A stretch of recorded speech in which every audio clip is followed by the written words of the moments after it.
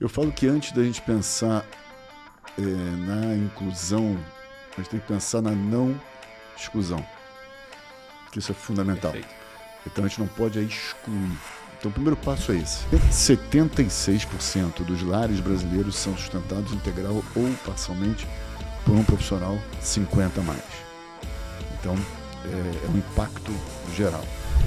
Qual é o potencial da longevidade da economia prateada? É imenso. A gente está gerando hoje em torno de 22 trilhões de dólares no mundo. Então é confiança, né, que vocês passam e ao mesmo tempo que é extremamente necessário quando a gente fala de contratação, né, de algum tipo de serviço. Tem um dado que mostra que em 20 segundos nasce os 50 a mais no Brasil. Ou seja, quantos já não nasceram agora enquanto a gente está falando aqui, né? Dizem que na internet as coisas envelhecem muito rápido, mas e no offline, no ambiente de trabalho? Falar que uma pessoa é velha demais para fazer alguma coisa será o pensamento mais ultrapassado que alguém pode ter? Vamos desmistificar isso hoje. A gente está aqui com um convidado de peso, especialista em diversidade, inclusão e comunicação intergeracional no mercado de trabalho, Mauro Van Stock. Um prazer estar aqui com você hoje, Mauro. Tudo meu, um privilégio estar aqui com vocês. Muito obrigado pelo convite. A gente que agradece. Olha, o episódio de hoje está cheio de insights, dicas boas, tudo para vocês anotarem e colocarem, claro, a mão na massa, né, Pepe? Vamos para a prática. Com certeza. Então, vamos seguir depois da nossa vinheta? É claro, eu sou o Pepe. E eu sou a Carol. E você está no podcast, o podcast Capemisa. Roda a vinheta, editor!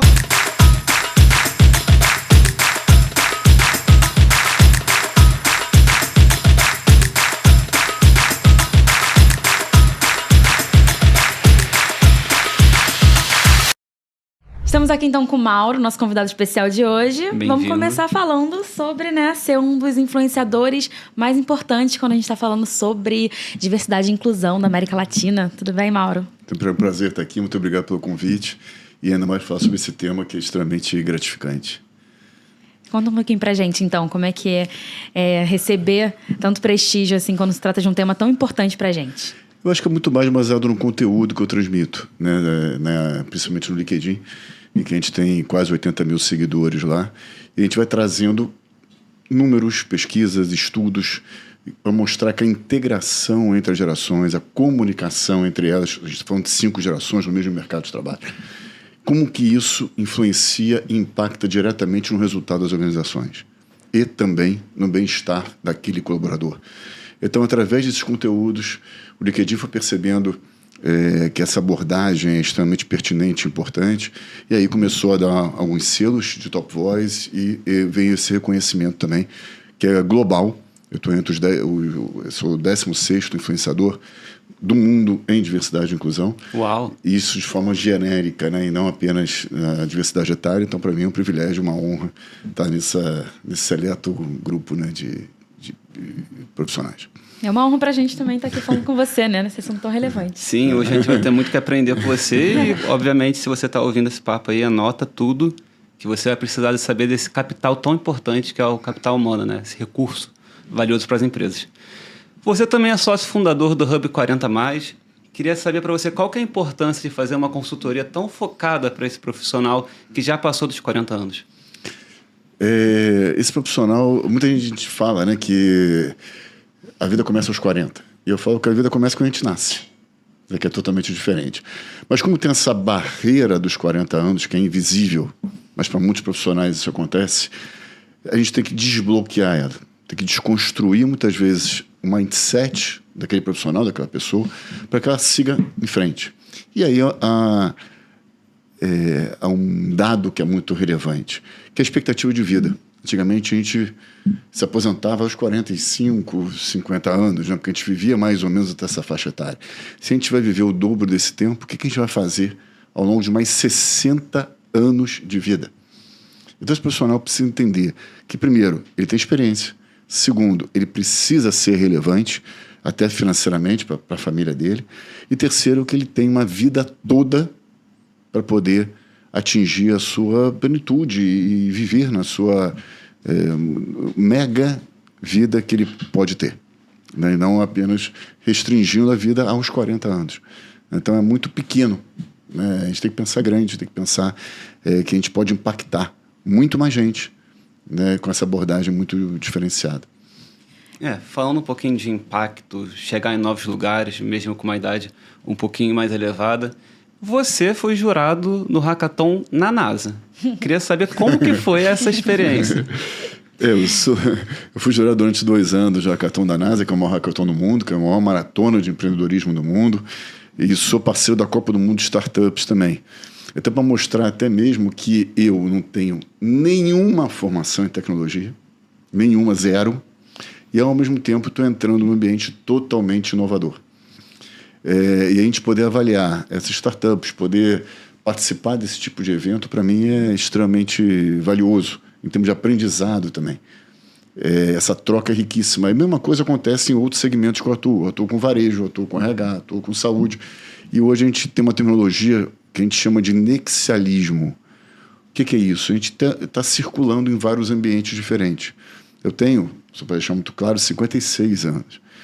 Ou seja, eu tenho toda uma vida atrás, a adaptabilidade àquele mundo que não existia nada que a gente está vendo hoje, como a internet, por exemplo, não existia, Google não existia, ChatGPT muito menos ainda, e a gente se adaptou àquele mundo analógico para um mundo totalmente tecnológico. E isso vai cada vez ser mais acelerado. A gente precisa estar dentro desse ambiente. Por isso que eu falo que o profissional ele tem que ser nexialista. O que é isso? Ele precisa circular em vários ambientes, aprender com vários ambientes e, ao mesmo tempo, aplicar aquele conhecimento anterior, como experiência, com erros e acertos que ele vivenciou ao longo daquela trajetória, para empreendimentos e projetos futuros que ele possa vir a ter. Essa experiência não se aprende na escola. Não se aprende no dia a dia, errando, acertando e aprendendo como um todo. Legal. E você, agora falando um pouco de Brasil, né? Saindo um pouco da NASA e vindo para o Brasil, você idealizou o primeiro hackathon, né? Com foco em diversidade e inclusão aqui do nosso país. Queria que você falasse um pouco sobre a importância desse evento, os aprendizados. E uma perguntinha extra aí, se tem idade para inovar, Mauro? De jeito nenhum. Para começar, a gente fala de startup, né? E a média de idade dos fundadores das startups de sucesso no mundo é de 45 anos. Ou seja, a geração mais nova falando com a geração mais velha e trazendo uma perspectiva muito mais saudável e muito mais longeva para aquele tipo de startup, aquele tipo de movimento. Sobre o hackathon, foi um hackathon que aconteceu em Salvador, e a gente conseguiu reunir lá, foram 361 inscrições. Então, imagina realizar um evento desse porte, com todos os tipos de diversidade que vocês possam imaginar. Então, na hora que a gente dividiu em grupos, cada grupo era super diverso, inclusive tinha ex-presidiário lá, pessoas com deficiência, pessoas com doenças raras, enfim, tudo que vocês pudessem imaginar e encontrar lá nesse ambiente. Então, quando você olha aquilo lá, e todos em busca de soluções reais para as dores apresentadas naquele ambiente, e que podem levar depois a investimentos que se tornem palpáveis e concretos para o dia a dia deles, ou seja, melhorando a qualidade de vida. Isso é fantástico. De um lado, é incrível a gente poder ter esse tipo de evento, e de outro lado, em termos humanos, né, é super emocionante. Você vê a construção ao longo de 3 dias. Foram 54 horas de evento, com conteúdo, com discussão, com troca. Então, são abordagens assim que são maravilhosas, eu acho, que a gente tem que cada vez mais incentivar, né? Seja esse tema, seja outros temas que tragam também inovação e tragam essa perspectiva social para aquele ambiente. Nada como diferentes pontos de vista para a gente ir mais longe, né? Exatamente. Com certeza. Como você falou de tema, vou aproveitar essa bola quicando, né? Você também é colunista. Queria que você trouxesse para a gente quais são os temas que você considera os mais urgentes para a gente abordar hoje em dia, focando em inclusão nesse ambiente de trabalho. Eu falo que antes da gente pensar na inclusão, a gente tem que pensar na não exclusão, que isso é fundamental. Perfeito. Então, a gente não pode excluir. Então, o primeiro passo é esse. Tanto no recrutamento como na seleção, tirar todo tipo de viés preconceituoso que possa estar na nossa frente. E é difícil, porque a gente vem com uma história, né, de vida. Então, isso é uma desconstrução com o tempo. E depois que incluir, a gente precisa ter ações genuínas. E eu começo a desconstruir algumas abordagens. Por exemplo, falam muito que diversidade é levar para festa, né? E inclusão é chamar para dançar, não é isso? Maravilhoso. Só que eu acho totalmente sem sentido esse tipo de frase. Por quê? Quantas festas a gente vai fazer ao longo do ano? Vai ser num evento pontual que a gente vai trazer ele para dançar isso de maneira quase que obrigatória? Ou tem que ser algo constante ao longo dos 365 dias do ano? Então, se a festa não é constante, você tem que promover ações que façam sentido todos os dias, para a pessoa se sentir incluída de maneira genuína. O que é ser incluída? Pergunta para ela. Como é que você gostaria de ser incluída? A empatia é isso. Empatia não é que eu vou achar que o outro vai querer. Empatia é o que o outro realmente está querendo e como eu posso ajudar a encontrar a melhor forma, né, para atingir aquele objetivo. Então, esse é uma abordagem muito, eu acho que diferente. A gente precisa trazer outro ponto, reter o colaborador. Muita gente fala isso até porque o nível de turnover do Brasil é o maior do mundo, são 56% ao ano, que é um nível totalmente fora de qualquer parâmetro. O que é reter o colaborador? Reter, em português, claro, eu sou jornalista de formação, né? Eu sou chato para o português, é aprisionar o colaborador. Você está retido, você está aprisionado. Qual colaborador quer ser retido pela empresa? Quer ver na empresa uma prisão para ele? Então, a gente tem que mudar um pouco a postura, nomenclatura, trazer algo positivo, engajamento, envolvimento. Aí entra outras terminologias, mas não reter. Então, a gente tem que desconstruir. Quais são as duas, acho que duas dores muito claras no mercado hoje, né? Desafios muito concretos. Um é a comunicação intergeracional. A gente está falando de 5 gerações e cada uma se comunica de uma forma diferente. Cada uma tem uma abordagem diferente. O mercado de trabalho, com a aceleração da tecnologia, está mudando de maneira drástica. A gente nem falava, antes da pandemia, em trabalho remoto, né, praticamente. Verdade. Né? Então, como é que a gente está evoluindo com isso? Então, primeiro é a comunicação. Um quer dessa forma, outro quer do outro. Vamos sentar para ver qual é a melhor forma de consenso que a gente pode chegar. E pode ser uma terceira alternativa. O hackathon é fundamental para isso, por exemplo. Né? Hackathon, e não precisa ser 54 horas, mas pode ser de 4 horas, pode ser um workshop prático. Nesse formato hackathon, por exemplo. Uhum. Eu faço muito isso dentro das empresas. E o segundo, que é uma dor muito forte, como eu falei, que é o turnover. A rotatividade dos colaboradores e o absenteísmo, claro, trazem juntos um custo que não é medido pela empresa. Eu tenho falado com várias empresas de grande porte, várias multinacionais, inclusive, que não calculam de maneira adequada todas as lacunas que tem quando a gente fala de turnover absenteísmo. Todas as linhas que tem, a soma não é aquele valor, é muito superior. A gente tem exatamente um projeto voltado para a educação de combate ao turnover que está trazendo resultados extraordinários para dentro das empresas. Então, é uma outra via. Então, essas duas dores que eu abordo muito. E, claro, dentro disso há um engajamento dos colaboradores. Eu fiz um artigo no Exame agora, que vai sair, foi publicado, que está falando sobre desengajamento e o que o RH pode fazer com isso. Então, são desafios reais que a gente precisa estar contemplando no dia a dia. Não é só abraçar a árvore, mas trazer algo concreto. Não tem nada contra abraçar a árvore, mas e aí? O que a empresa vai ganhar na prática com isso em termos financeiros? Porque a última linha tem um lado financeiro, né? Sim. Então, como é que ela vai abordar isso? Eu ia até te perguntar algumas ações que as empresas poderiam implementar, né, na prática para administrar essas 5 gerações trabalhando em conjunto. Inclusive, na Capemisa, nós temos 5 gerações.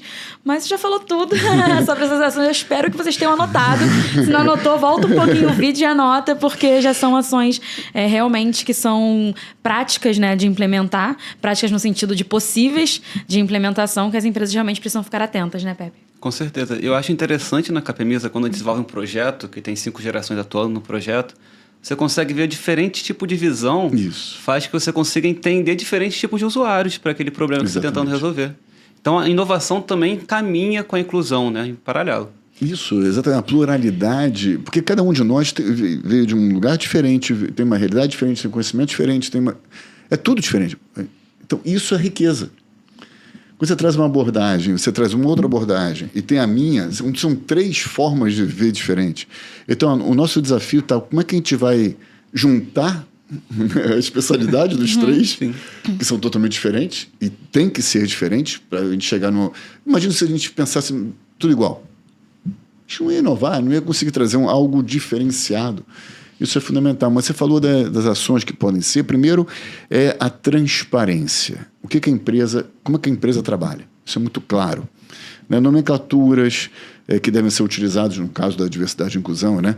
O que você deve falar, não deve... É um manual de como a gente deve se comportar e agir, porque tem umas nomenclaturas que a gente não usa mais. Né? E às vezes a pessoa no LGBTQIA+, ok, será que está certo? Não sei. Sim. Infelizmente eu não sei. Eu uso essa nomenclatura, mas se não for isso, alguém tem que me avisar. Não, está errado. Vamos usar aquilo lá.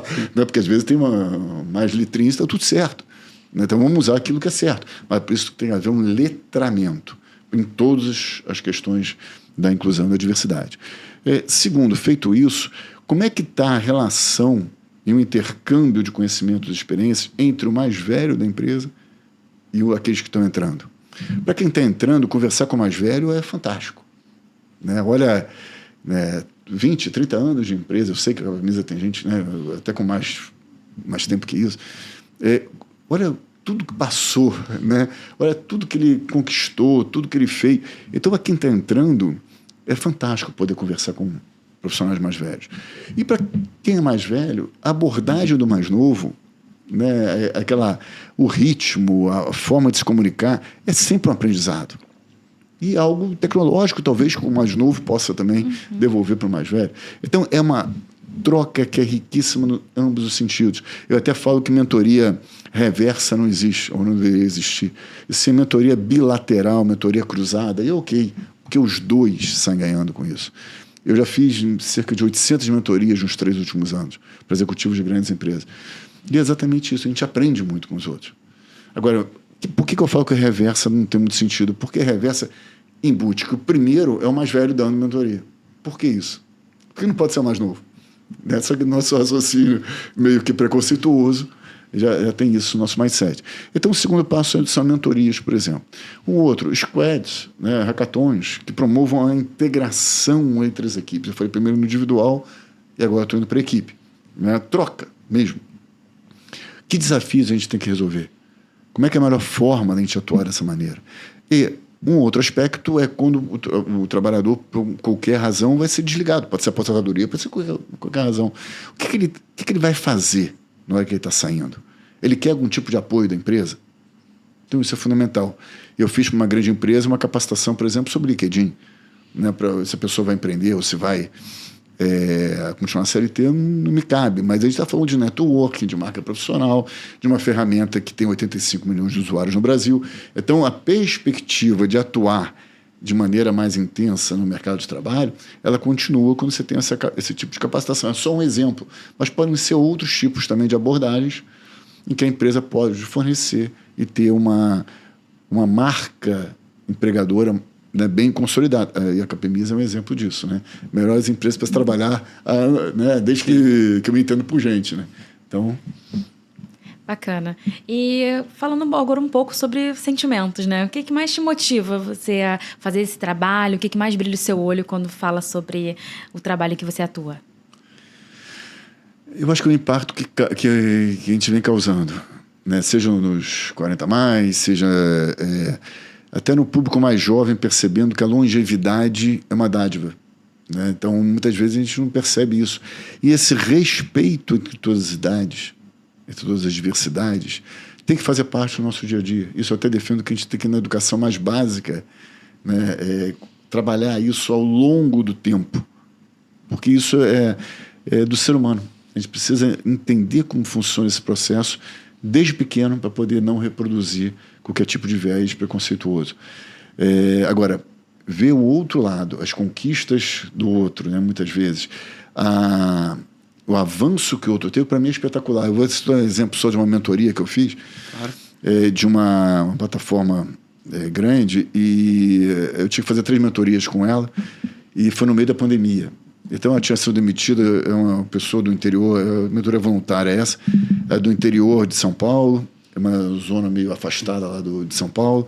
Ela tinha sido demitida de uma loja, vendedora de sapato, na loja, E na pandemia ela foi em casa, ela estava com dificuldade de locomoção, quer dizer, não podia sair pela pandemia, não podia sair porque não conseguia andar direito. E o que ela ia fazer se ela tinha que ser remunerada? Desafio pequeno esse, né? Aí começou a falar com ela e tal, e aí eu comecei a perguntar uma série de coisas, como é que está o dia a dia dela. Conclusão da história, eu ia agendar uma segunda mentoria, mandei mensagem para ela, ela falou assim, olha, eu não vou continuar não. Eu falei, mas o que houve? Que besteira foi aquela que eu falei, né? Aí ela mandou logo em seguida um áudio falando o seguinte, não, eu vou te explicar. É porque você começou a falar algumas coisas, eu comecei a ter ideia, já comecei a vender, eu não tenho tempo para essa tal de mentoria, não, eu quero vender. Então, olha, que fantástico. No meio da pandemia, de alguma forma, eu consegui ajudar essa pessoa. Então, eu não conheço, eu conheci ela no vídeo, mas eu não conheço ela, talvez nunca vou encontrar com ela. Agora, ela mudou em torno dela, a família dela também precisava daquele ajuda. Se não fosse por isso, talvez ela não conseguisse, né, se reerguer. Então, eu acho que esse tipo de resultado, para mim, chega a ser emocionante, né? Com certeza. Não, com toda certeza. E pensando em empresa, para você, qual que são as principais dificuldades que as empresas têm para fazer essa inclusão geracional, seja num hackathon, no squad, como você falou, ou seja numa medida de médio e longo prazo? As empresas, elas primeiro precisam ter, coisa que a empresa já tem, é a conscientização dessa importância dos benefícios. Então, primeiro é estar consciente disso. Depois é conseguir agir nessas etapas que eu mencionei, de letramento, de entendimento, de valorização, de mostrar que todos são iguais naquele ambiente. Eu até menciono muitas vezes, eu sou das Câmaras do Brasil de Comércio e Indústria, então a gente tem uma live, tem podcast, enfim, e aí uma vez eu entrevistei um profissional que é de Israel, e lá eu perguntei para ele, olha, brasileiro que mora em Israel há 30 anos, eu perguntei para ele como é que é a diferença de startups de Israel, que é o grande exemplo mundial, do Brasil. Ele me respondeu o seguinte, quando a gente senta numa mesa, a gente não quer saber quem é quem naquela mesa, ou seja, o estagiário e o CEO têm o mesmo peso. Todas as diversidades estão contempladas lá, todos os funcionários, todo mundo que faz parte daquele grupo. O que é importante lá é a ideia. Se alguém deu uma ideia boa, independente de quem deu a ideia, vai ser implementada e beleza. Essa é a melhor ideia. Então, a gente está aqui atrás de soluções, não está aqui atrás de quem deu e quem indica, quem manda, quem não sei o quê. Então, isso é uma mudança de postura, né? E se alguém teve uma ideia e não falou lá, ele é questionado por que não falou. Então, por quê? Porque a ideia poderia ter sido boa. Então, é essa mudança de mindset que a gente precisa ter. A gente precisa ter na inclusão, na diversidade, no modelo de raciocínio e estar antenado no mercado. O que o mercado está fazendo? E mais ainda, o que o mercado não está fazendo, o que a gente pode fazer? Porque a empresa vai ser diferenciada se olhar esse outro lado também. Então, isso para mim é fundamental. Agora falando um pouquinho sobre o etarismo, né? A gente tem visto muitos conteúdos sobre essa questão. As pessoas estão com medo de envelhecer, né? A gente tem diversas frentes sobre isso. Queria que a gente falasse um pouquinho sobre essas estratégias de combate a esse etarismo. Na verdade, medo de envelhecer é tão estranho ouvir isso, porque a gente envelhece na medida que nasce também. A gente está envelhecendo todos os dias, independente da idade que a gente tenha. Para começar. Segundo, ainda bem que a gente está envelhecendo, né? Porque a outra alternativa não é tão boa. E segundo, quando a gente começa a envelhecer, a gente começa a ter vivências maravilhosas, a gente conseguiu aproveitar a vida. Então, não estou entendendo por que não envelhecer. Né? Graças a Deus que a gente pode usufruir da vida, né? Parece que a gente está... e tem uma frase que é assim... a gente tem que pensar menos nos nossos anos de vida e mais colocar mais vida em nossos anos. Então é mais ou menos isso. Não vamos olhar lá para frente ou para trás. Vamos olhar para o nosso dia a dia. Eu falo muito que que a felicidade não é aquilo que vai acontecer daqui a 10 anos, um momento pontual, de 3 às 4 da tarde, que alguma coisa vai acontecer lá que está marcado com a agenda. Não é isso. Vamos vivenciar a felicidade todos os dias, os detalhes menores do nosso dia a dia. Eu até brinco que a gente fala que aqui está cheio, se colocar água por aqui, está cheio, está vazio.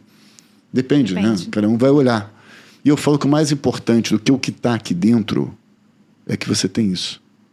Porque você tem que ser capaz de colocar água, colocar cerveja, colocar café, colocar o que você quiser.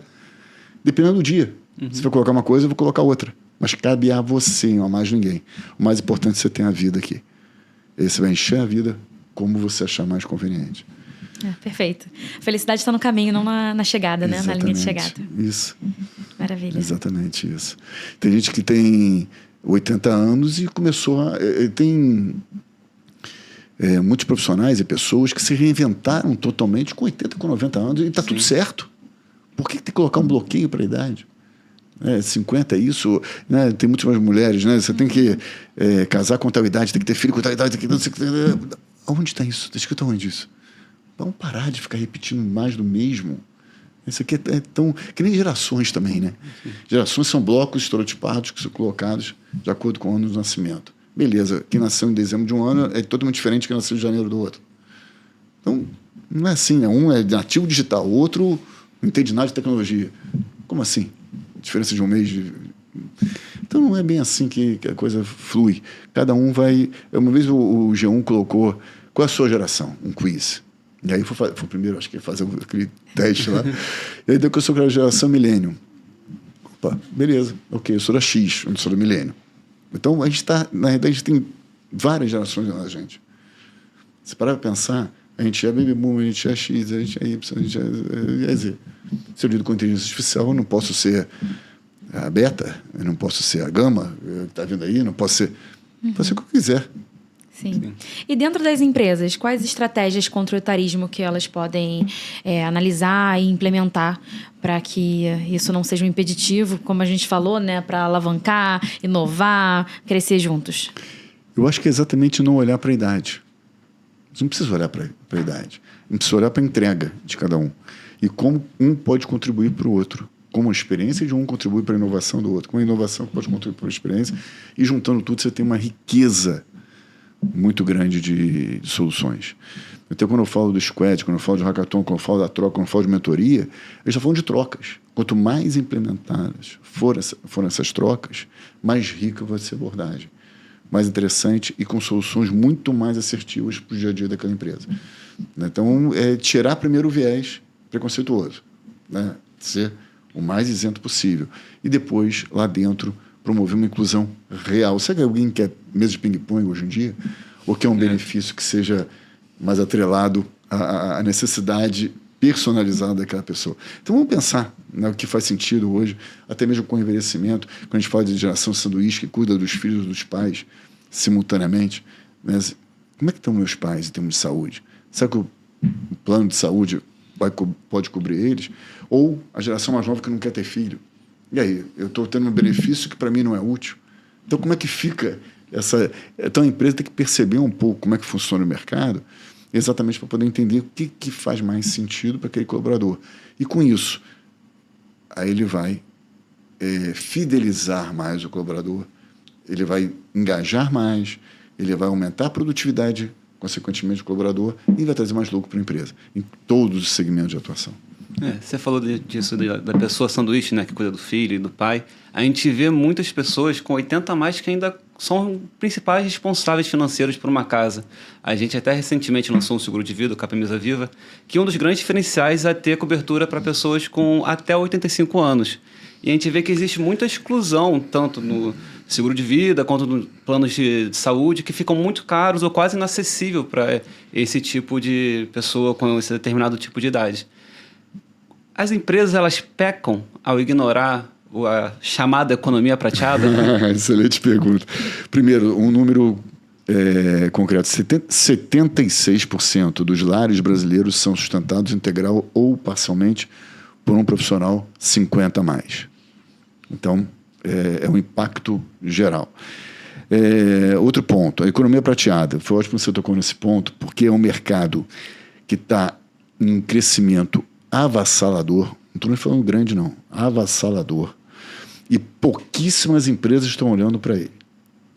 Dá um exemplo. Vamos falar de comparar a economia prateada com os maiores PIBs do mundo. O primeiro PIB do mundo, Estados Unidos. Segundo PIB do mundo, qual é? Chutaria China. China em terceiro. China em terceiro? Economia prateada vinha em segundo. Então, imagina, né? Estados Unidos, economia prateada e a China. Quanto que a gente está perdendo por negligenciar o consumidor 50, 60 mais.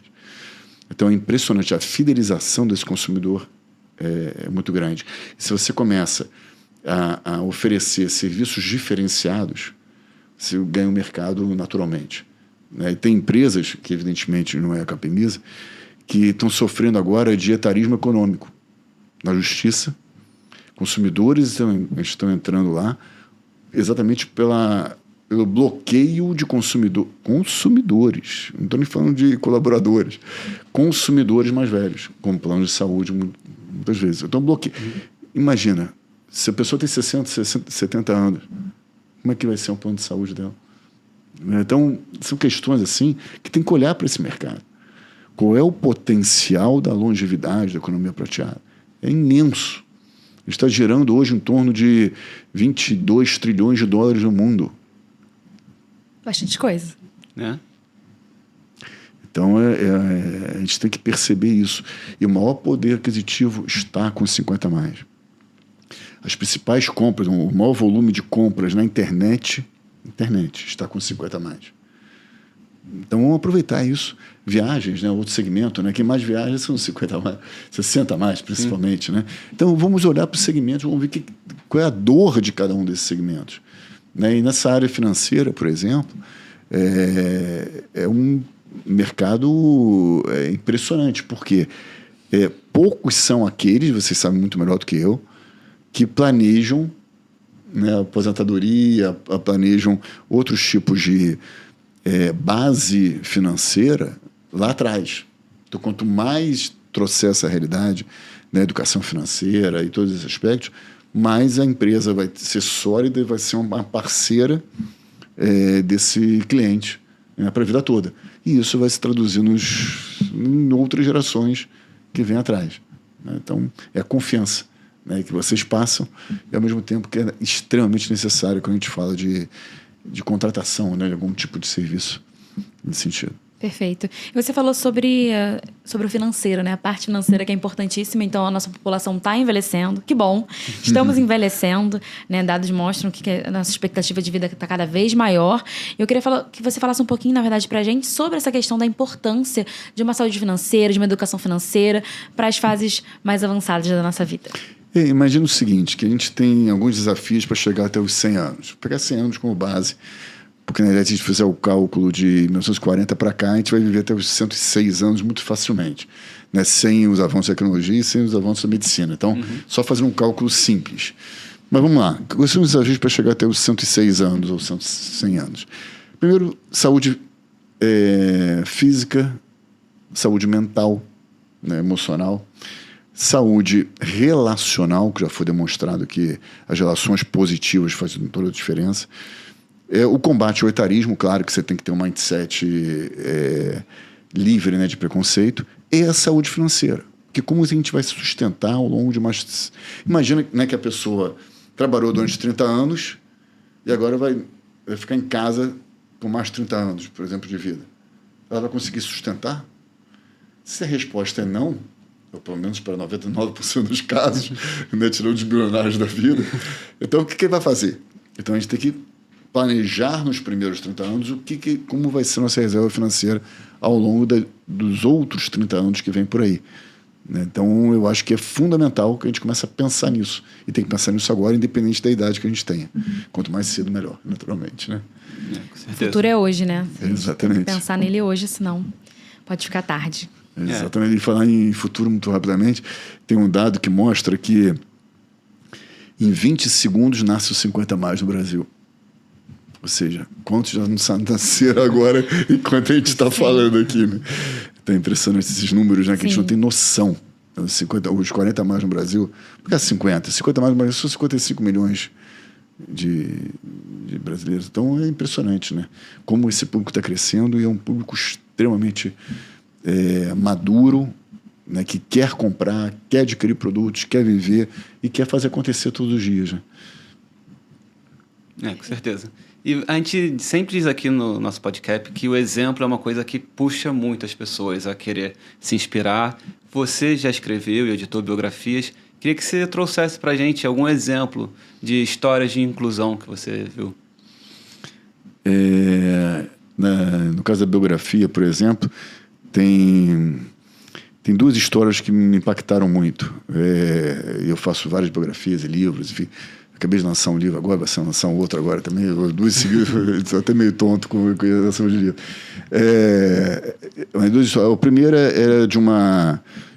Eu não sou editora, né? Eu faço toda a parte de comunicação na minha empresa.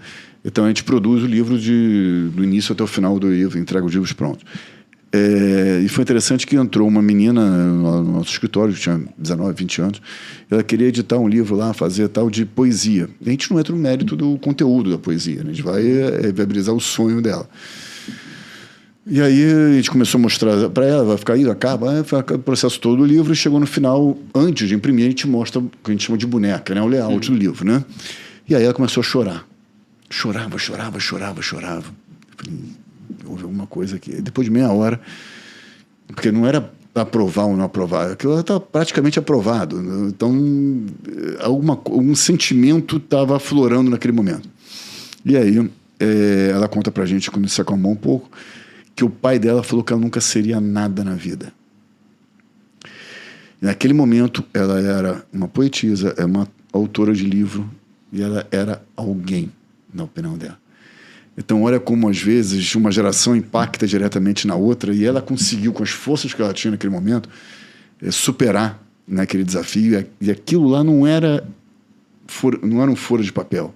Né? Era algo que, para ela, era quase que a vida dela que estava embutida lá, né? Através daquele conteúdo que eu estava passando. Isso aqui foi um caso. Outro caso que eu estava fazendo uma biografia também. O jornalista ia lá para entrevistar o biografado, só que o cronograma não estava andando como deveria. E aí eu liguei para a esposa do biografado e falei, houve alguma coisa, né, no processo e tal. E aí, não sei o que. Aí acabou revelando que ele estava com Alzheimer. Então, na realidade, o livro é só um pretexto. Ela estava indo lá, o marido, né, conversava com o jornalista para socializar e lembrar do passado, porque isso ajudava, né, no dia a dia dele, na felicidade dele, porque ele não lembrava as coisas do presente. Então, lá no passado, ele conseguia resgatar a memória dele como empresário, enfim, com tudo. Então, são situações assim que a gente vivencia, que por trás de tudo isso tem um ser humano.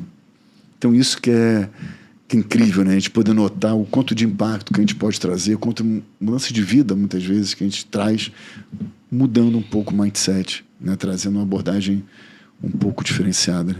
Bacana. E você falando isso, a gente fala muito sobre tecnologia, né? Mas quando a gente escuta, a gente entende que, na verdade, no final, tudo são sobre pessoas, né? Exatamente. Porque a tecnologia veio para acelerar processos que são chatos, né? Eu fiz muita coisa chata lá atrás da minha vida, da minha carreira, né?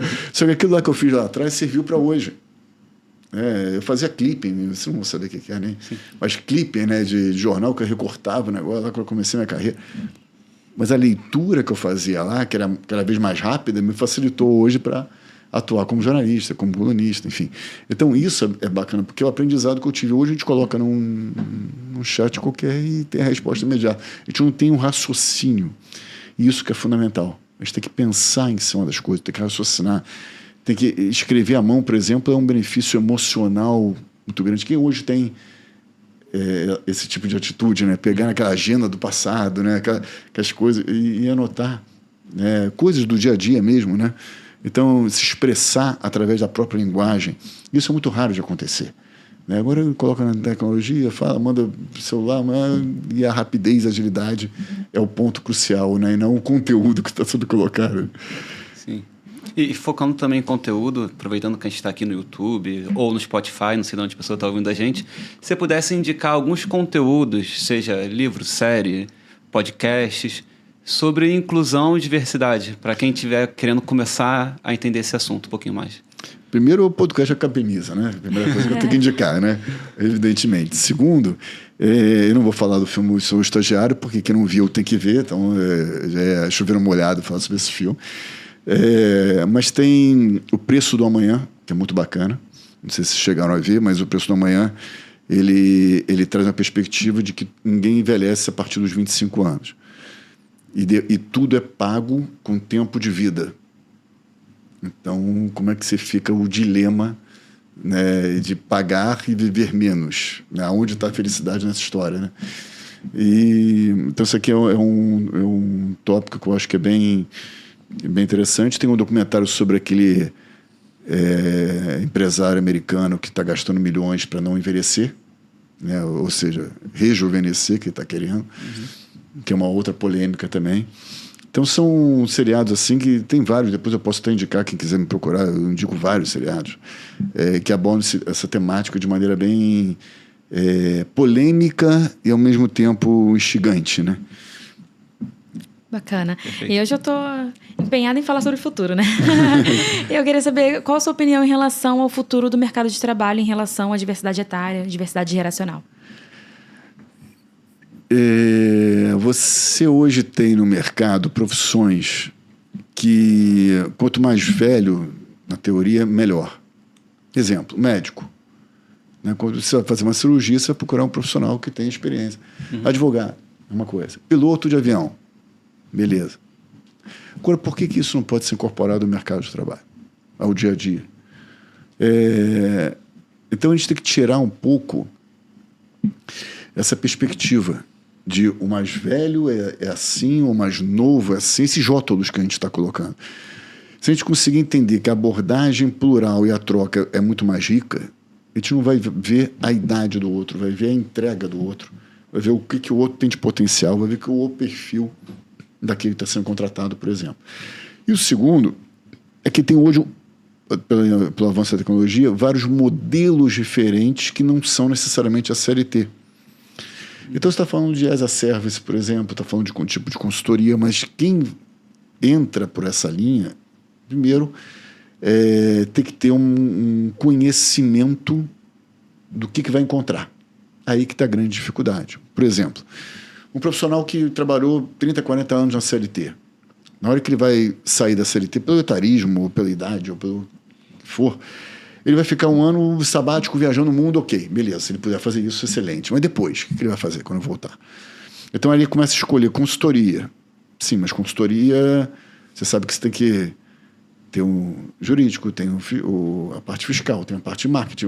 Não é só cruzar os braços em casa e achar que os clientes vão aparecer. Então, ok, mas eu trabalhei em varejo, por exemplo, eu vou abrir uma loja. Vai. Você sabe o que é abrir uma loja? O que é perder dinheiro? O que é o ponto? O que é... mas, então, franquia, beleza. Franquia, você tem que investir. Daqui a 3, 4 anos vai ter o retorno. Se tiver o retorno, você sabe. Então, você é conselheiro, porque hoje está muito em moda, né? Você é conselheiro. Beleza. E aí, depois que fez o curso de conselheiro, você vai atuar aonde? Então, na realidade, são questões que a gente tem que estar preparado, não hoje, mas lá atrás. Quando a gente entra na CLT, a gente pode optar pela CLT, beleza, é um caminho, e é válido. E outros caminhos que podem surgir. Só que a gente não tem o menor conhecimento. Eu estava num evento outro dia com um profissional de uma grande empresa multinacional, em que ele falou assim, olha, eu entrei como estagiário nessa empresa, fiquei 40 anos na empresa, depois fui VP da empresa e saí há 3 anos mais ou menos da empresa. Aí depois viajei, não sei o quê, agora estou voltando. Eu não consigo me recolocar.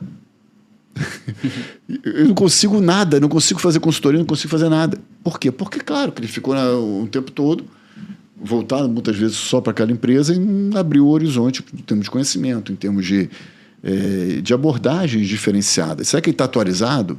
Não sei. Mas ele devia ter olhado isso lá para trás. Será que a consultoria, será que a outra CLT não contrataria ele pela experiência toda que ele tem? Porque os membros de conselho são 60, 70 anos. Né? Porque já foram da CLT, já vivenciaram aquilo lá e muitas vezes estão entregando aquele resultado.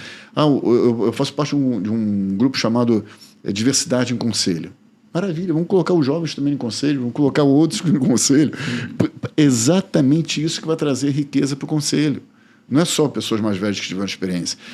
Independente da idade, você pode ter uma super experiência também e um outro tipo de abordagem. Então é isso que a gente tem que começar a vislumbrar. Não há um caminho certo, cada um vai encontrar o seu melhor caminho, mas a gente precisa ter o conhecimento. O conhecimento de saber o que para a gente é interessante e sem olhar para o vizinho. A grama do vizinho é sempre mais verde, será? Não sei. Às vezes é de plástico. Às vezes é artificial, exatamente. Então a gente tem que olhar para o nosso. É uma coisa mais academia de ginástica. A gente chega lá no primeiro dia, né? Vai me falar, mas olha o outro, é muito forte, né? Então eu tô aqui há 3 dias, não consigo ficar tão forte como o outro. Calma! Você está há 3 dias, aí o outro está há 30 anos.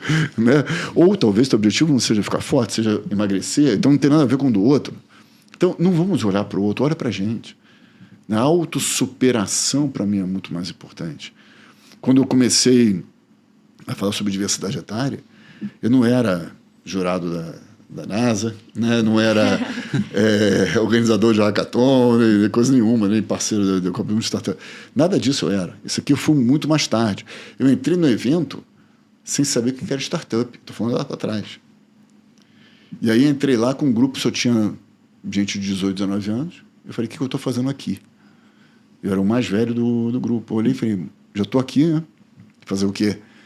E, claro, que a veia jornalística foi mais alta, curiosidade, né? Eu comecei a entrar lá, comecei a tentar entender, e o projeto que a gente teve, que foi o Startup Week, esse evento, e esse projeto foi o vencedor do Startup Week ligado à educação. E hoje eu atuo fortemente na área de educação, atuo fortemente na área de startup, atuo na área de RH e por aí vai. Então, isso praticamente começou lá, num ambiente que a gente nem falava de startup. Só que eu tive lá talvez a persistência ou a curiosidade, ou enfim, o termo que quiser dar, para entrar lá e perceber que aquilo é algo novo, totalmente fora da minha zona de conforto. E é isso que eu acho que é interessante. Esse profissional tem que entender que ele tem que não olhar para trás simplesmente para a bagagem dele, mas olhar o que está vindo por aí. Como é que ele pode agregar valor a partir do que ele está percebendo de inovação no mercado. Isso que é a diferença. Perfeito. E essa questão de você olhar para si, eu vou fazer uma proposta, Carol, inovadora aqui no nosso podcast. Aquela câmera ali, ela é uma máquina do tempo. Você pode olhar para ela e você pode dar um conselho para você um pouco mais jovem. A gente quer saber qual conselho você daria. Estamos aqui anotando enquanto isso. O conselho é ter tido essa abordagem lá atrás, para mim. Se eu tivesse percebido isso quando eu era há 20, 30 anos atrás, eu teria acelerado muito mais a minha carreira. E é essa percepção que a gente demora. É por isso que eu faço muitas mentorias. Porque eu quero tentar transmitir para os mentorados exatamente essa percepção. Eu trabalhava no Citibank. Estava super feliz no Citibank, na área de endomarketing no Citibank. Para mim, eu não ia sair nunca do Citibank. E o banco sai do Rio de Janeiro e se desloca para São Paulo. Eu não pude ir. De uma hora para outra, eu tive que sair do banco. Quem eu era naquele mercado? Que vida era aquela que eu não sabia que poderia existir fora da Rua da Assembleia 100, que é onde ficava o Citibank aqui. E aí?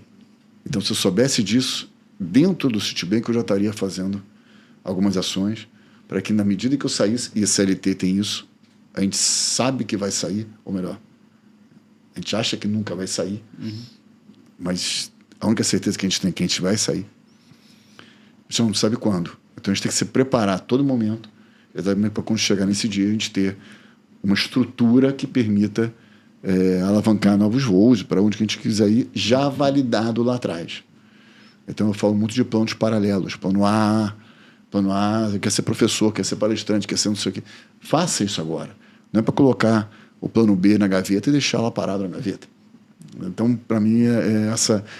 Eu acho que essa dica que eu mesmo me daria, né, alguns anos atrás.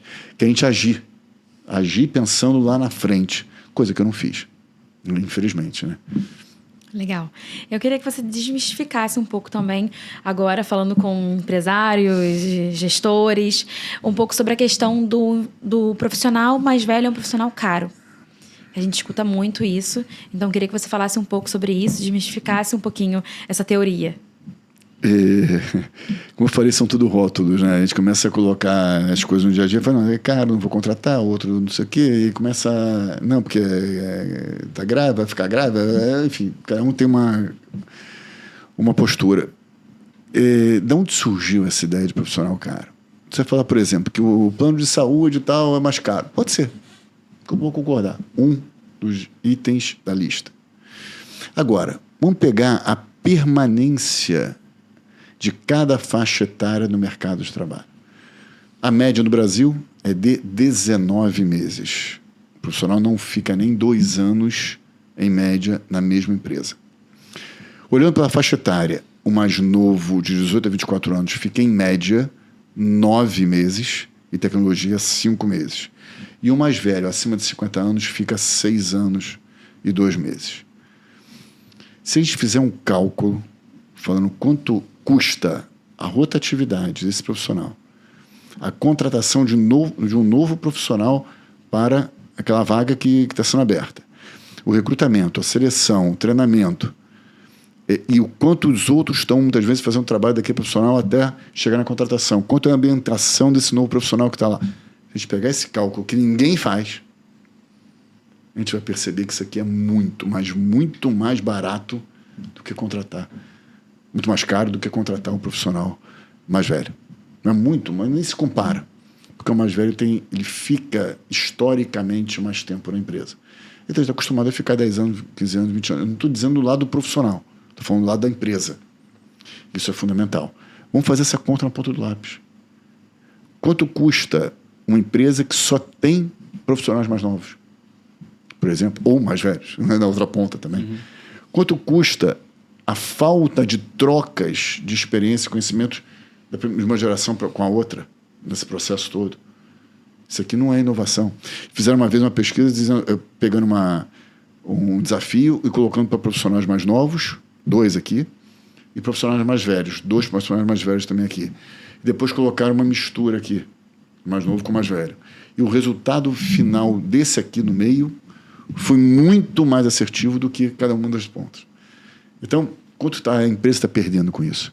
Então, perde na rotatividade, perde muitas vezes na falta de engajamento, que muitas vezes as gerações mais novas estão entregando isso. Aí eu não estou falando de preconceito, estou falando de uma realidade. Sim. Falta de percepção do futuro dela dentro da empresa, porque quer uma aceleração, muitas vezes, muito mais rápido. E quanto isso envolve em termos de recursos financeiros para a empresa. Então, essa percepção tem que ser colocada na ponta do lápis. Eu não estou falando aqui de achismo, eu estou falando de uma realidade financeira. Isso que tem que colocar para perceber. Então, tem inclusive um documento, eu posso mandar para quem se interessar, que é um documento global que coloca lá mitos e verdades sobre o profissional mais velho. E entre eles está exatamente essa questão. Estou desmistificando tudo, que isso que falo não é uma realidade. Perfeito, Mauro. Perfeito. Se você quiser saber desses documentos, deixar aqui atrás o contato do Mauro para você entrar em contato com ele. E falando isso, né, de arte de contato, você sabe o que significa, né, Carol? Estamos acabando. Então, Mauro, a gente sempre faz isso no final. A gente pede para o convidado deixar um recadinho para quem quiser, falar um pouquinho de si. E depois a gente vai deixar aqui na descrição todas as suas redes para quem quiser entrar em contato. Maravilha. Primeiro, eu agradecer novamente a oportunidade. Esse assunto, para mim, eu poderia ficar dias e dias falando, né? Meses e meses, anos e anos. Segundo, aquele entendimento que fala que a imortalidade, para mim, não está nos filhos que a gente criou apenas, não está no livro que a gente escreveu, não está apenas na árvore que a gente plantou. Para mim, a imortalidade está no impacto real que a gente causou e no legado que a gente deixou. Então, para mim, é muito mais forte, porque esse legado que eu estou me referindo pode ser um abraço, pode ser uma palavra, não necessariamente o legado financeiro. A gente impacta, muitas vezes, muito mais com o que a gente deixa nas pessoas do que a gente deixa para as pessoas. Então, seja um familiar, seja um amigo, isso é muitas vezes gratuito, né? E tem que ser intencional, né? E esse tipo de impacto, para mim, é fantástico, né? Então, a gente tem que pensar acho que um pouco nisso, né?